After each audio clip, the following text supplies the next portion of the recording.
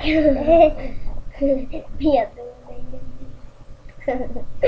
må si det dere skulle si da.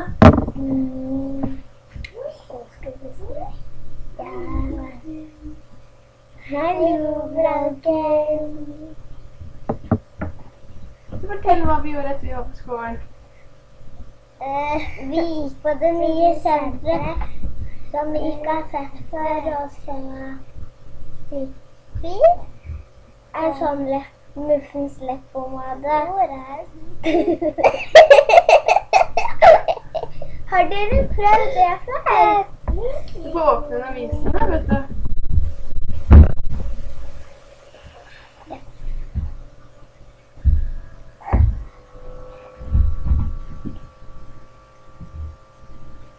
Monica.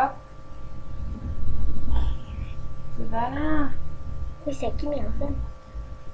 Vi ser ikke din! Må bytte på det, vet du. Se. Så må Mia vise sin. Ja, men... Hva dere får det til? Wow.